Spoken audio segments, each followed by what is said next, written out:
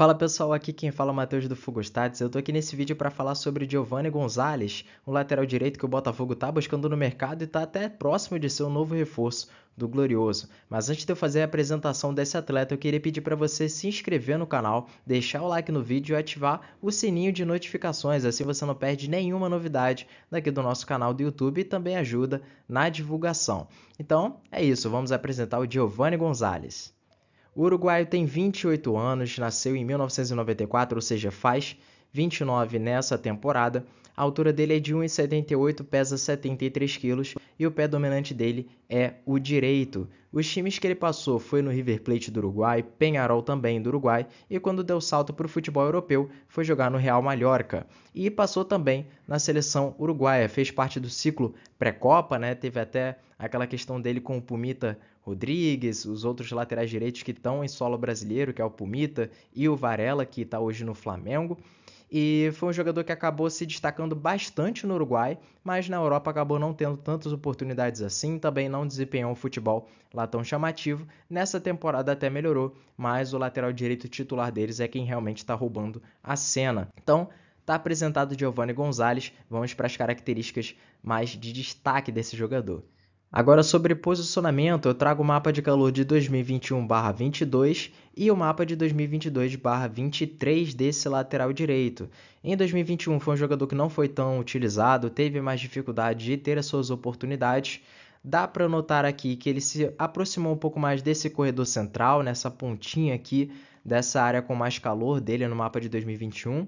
Mas em 2022/23, que é a temporada atual, a gente consegue ver um jogador que chegou mais nessa linha lateral, nessa linha de fundo, conseguindo ser mais agudo. Então, na temporada atual, dá para dizer que o Diogo Gonzalez tem sido mais utilizado e tem conseguido ser mais agudo e mais determinante nas ações dele em campo. Ainda sobre movimentação, eu trouxe aqui 4 frames para a gente falar um pouco e entender melhor sobre o papel tático do uruguaio. O Giovani Gonzalez aqui nesse primeiro frame é um cara que está sendo mais participativo na zona dos 3/4, porque se a gente imaginar que o campo foi dividido em 4 retângulos, o terceiro é justamente esse onde ele está posicionado, que é nesse daqui da intermediária ofensiva, né, que fica próximo àquela área 14, popularizada pelo Pep Guardiola. Então ele gosta de buscar esse cruzamento daqui ou passe em profundidade para encontrar o meio espaço, essa zona que fica entre a última linha adversária e o goleiro. Fica essa zona de dúvida que normalmente os atacantes se aproveitam bastante para fazer aquele movimento de ruptura. Outra coisa bem interessante do uruguaio é também que ele consegue fazer esse afunilamento da jogada para buscar o cruzamento ou o passe, mas também não deixa de buscar a linha de fundo. Gosta de trazer o lateral junto com ele para fazer esses cruzamentos mais longos, essas cavadas, para buscar os jogadores mais altos da equipe. Então, é um jogador que pode funcionar afunilando as jogadas, mas também busca esses lances mais agudos. No frame de baixo, dá para ver também que o Giovani Gonzalez pode funcionar como um ala, e eu trago até para o frame ao lado para explicar melhor isso, porque o Real Mallorca, aqui como vocês podem ver, está jogando no sistema de 3 zagueiros, onde tem 2 alas, sendo o Giovani Gonzalez esse ala aqui pelo lado direito. Ele gosta bastante desse posicionamento, já foi utilizado dessa forma lá no Peñarol, e era dessa forma que ele tinha bastante liberdade ou para construir por dentro, que é nesse frame aqui que eu mostro, onde ele faz até um movimento de ruptura para receber dentro da área adversária, e também gosta de ficar mais próximo da linha lateral, buscar esse passe mais em profundidade ou até um passe mais paralelo. Então, é um jogador que na construção tem muitas qualidades, até por já ter jogado como volante. Então, o Giovani Gonzalez realmente é um jogador que com bola tem muita naturalidade para fazer diversos movimentos e diversos papéis táticos. Agora, sobre as estatísticas, eu vou trazer os dados principais do Giovani Gonzalez e também uma comparação que é muito interessante. Na temporada atual, ele fez 8 jogos, sendo 5 como titular, 576 minutos jogados, 0,23 de gols esperados, não marcou nenhum gol, deu 2 assistências e levou 3 cartões amarelos. Os outros dados mais avançados estão no quadro ao lado.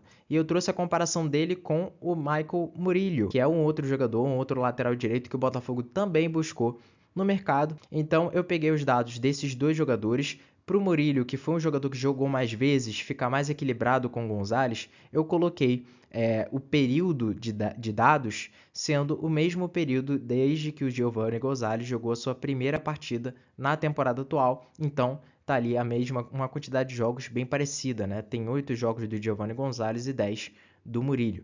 Alguns dados que eu queria mostrar para vocês de interessantes são as assistências por 90 minutos. O Murillo fica atrás do Giovanni Gonzalez. A gente consegue ver que o lateral uruguaio tem uma média bem interessante de 0,31 por 90 minutos. Nos cruzamentos, ele se destaca bastante com 40%, Murillo também muito bem com 45% e ambos com uma média similar nas tentativas por 90 minutos. Nos dribles, não é um jogador que busca tanto assim esse 1 contra 1, o Murillo é até mais incisivo nesse quesito.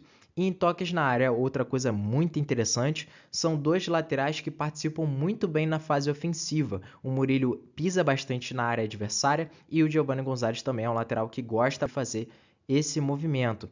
Em passes por 90 minutos, uma média parecida, aproveitamentos parecidos também.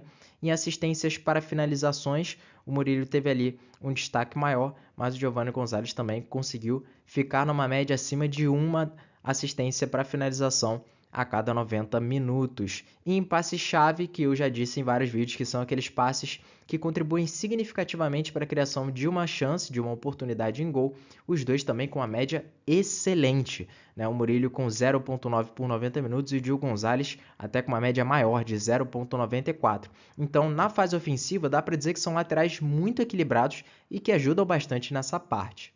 Ainda nesses dados comparativos, eu queria trazer agora a fase defensiva, que a gente sabe que é muito importante para os laterais e continuam sendo jogadores muito equilibrados. Trouxe aqui as ações defensivas, principalmente as ações defensivas com êxito. O Murillo ele teve uma média de 8,4 por 90 minutos e o Gil Gonzalez de 7,5. São médias bem interessantes e o Murillo, para mim, é um jogador que eu acho que na fase defensiva se destaca mais do que o lateral uruguaio, né? Até pelo porte físico também do panamenho, ele consegue impor, né, essa intensidade física muito boa e consegue vencer esses duelos defensivos com maior facilidade. E a gente consegue ver isso justamente no aproveitamento. Ele teve uma média bem parecida de duelos defensivos disputados por 90 minutos com o uruguaio, foi ele uma média de 6 e um aproveitamento de mais de 60%, enquanto o Gil Gonzalez chega ali no máximo em 58%. Em duelos aéreos, o Giovanni Gonzalez até conseguiu ir bem, teve um aproveitamento de 50%, o Murillo de 40%, mas em cortes, por exemplo, ficam equilibrados e nos outros dados restantes, como corte de carrinho, ajustando a posse, o Murillo consegue ter um destaque maior, remates interceptados, os dois vão equilibrados também, mas em interceptações e interceptações ajustando para a posse, o panamenho conseguiu ter um destaque maior. Então, na fase defensiva, não dá para a gente dizer que o Giovanni Gonzalez se destaca mais do que o Murillo, principalmente nessa temporada atual, mas não significa que ele seja ruim nessa fase. Então, são jogadores ali bem equilibrados, mas quem se destaca mais na fase defensiva é o panamenho. Caminhando para a reta final do vídeo, agora eu vou mostrar as principais características que eu julguei mais interessantes de se destacar no lateral direito uruguaio: a construção, cruzamento, solidez, noção tática, quebra de linhas e interceptação. Construção, como eu disse para vocês, foi um cara que já trabalhou como volante, então nessa parte de participar da primeira fase de construção e até participar no último terço, é um jogador que esbanja a naturalidade em fazer isso. No cruzamento, o refino técnico dele é bom, é um jogador ali que não é um cruzador que eu diria que tem a mesma qualidade do Marçal, por exemplo, mas não deixa a desejar nesse quesito. Solidez, é um jogador que não costuma oscilar tanto durante a partida, principalmente na idade que ele já tende a ser mais estável, então solidez é algo que fica bastante presente também quando esse atleta está em campo. Noção tática, como eu disse, ele consegue desempenhar várias funções durante o jogo, consegue jogar como ala, consegue jogar também como lateral tradicional, mas é um lateral ali bastante correto nessa parte tática. Quebra de linhas na parte dos passes. Quando ele está jogando fora do bloco adversário, né, ele consegue achar bastante esses passes nos meias, nas costas da linha de pressão. Então, principalmente quando a pressão sobe, ele consegue achar esses passes quebrando linhas até com certa naturalidade. E por último, a interceptação. Como eu disse, é um jogador que não é tão destacável assim na parte defensiva, na minha opinião, mas se fosse para destacar alguma qualidade defensiva dele, eu diria interceptação. É um jogador que tem um nível de antecipação interessante, né? Então muitas vezes quando o jogador adversário vai receber o passe, ele consegue justamente antecipar e já até armar o jogo durante essa interceptação. Chegamos no final do nosso vídeo, eu queria agradecer você mais uma vez pela audiência de sempre, espero que você tenha gostado do conteúdo, então eu queria pedir para você se inscrever aqui no canal, deixar o seu like se você ainda não deixou e ativar o sininho de notificações para não perder nenhuma novidade aqui no canal do Fogostat. Siga também a gente lá no perfil do Twitter e no Instagram e também se você quiser receber conteúdos exclusivos, a gente tem o nosso canal VIP do Telegram e para você ter acesso a esse canal VIP é só clicar no link da descrição. Vou deixar o link também nos comentários, que aí você já tem o acesso completo lá, ver qual é o plano que fica melhor para você. E aí você tem acesso aos dados e análises exclusivas minhas daqui do canal do Fogostat. Valeu pessoal, grande abraço e tchau, tchau.